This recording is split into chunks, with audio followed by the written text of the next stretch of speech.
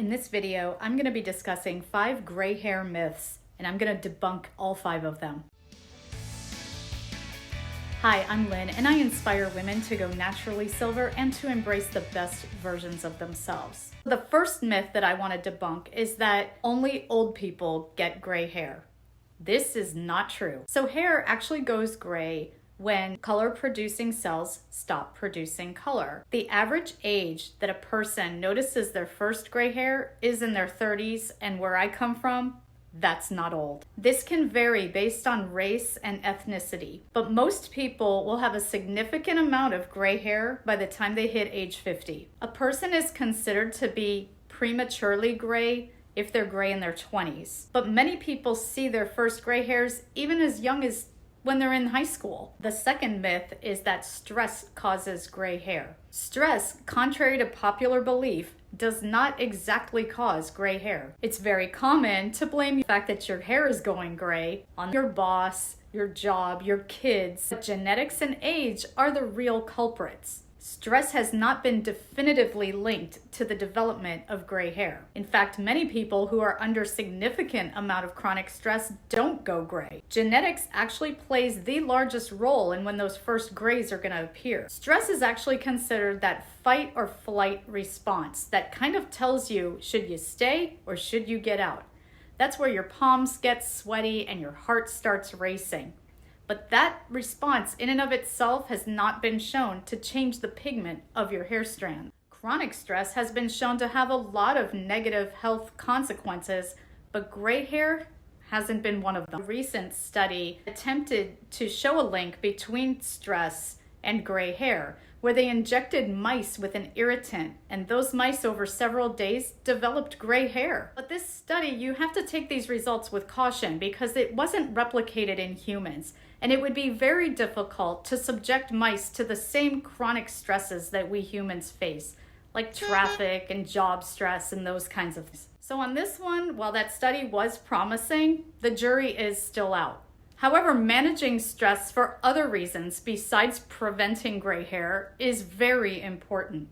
So don't forget to meditate, relax, reduce your workload, learn to say no, and take some time for yourself because you deserve it, not because of the color of your hair.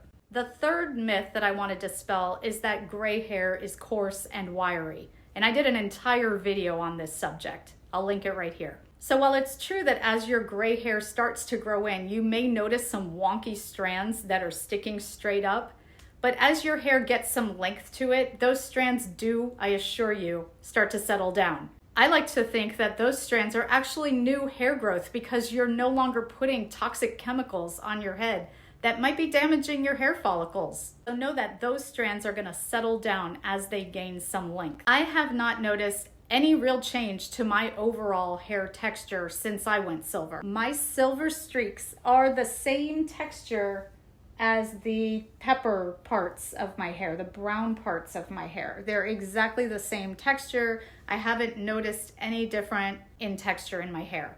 Gray hair does have a tendency to be a little bit more dry and a little bit maybe more brittle. So again, just adding to your regimen, if you aren't doing it already, maybe some deep conditioners or using some hair oils, hair masks, that kind of thing.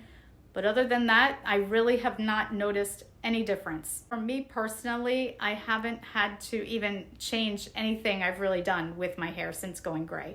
The fourth myth that I would like to discuss is that you can't have long gray hair. Now, there's a couple of twists to this myth. On the one hand, a lot of people are under the assumption that gray hair simply will not grow long. And I can be a testimonial that that is the furthest thing from the truth because my silver streaks are quite long. So your gray hair will not snap off or miraculously cut itself and break off. Your gray hair is capable of growing long. So if you like long hair and that might be something that's keeping you from going gray because you're worried that, maybe your hair is just not going to grow, that is not true.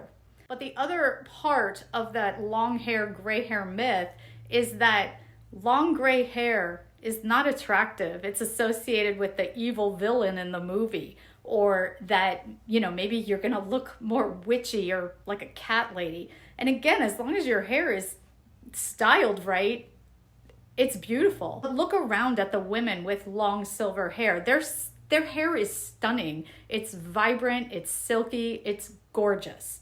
And the fifth gray hair myth is that if you pluck a gray hair, you're gonna get 2 or 3 in its place. This is an old wives' tale, probably meant to keep people from plucking the hair out of their heads, because that can lead to scalp irritation, it can lead to hair follicle damage and thinning, and in extreme cases, it could even lead to infection. So again, that's another gray hair myth. Let me know any other gray hair myths that you've heard in the comments section. If you found this video helpful, be sure to like and subscribe, and don't forget to hit that notification bell. Thanks for watching.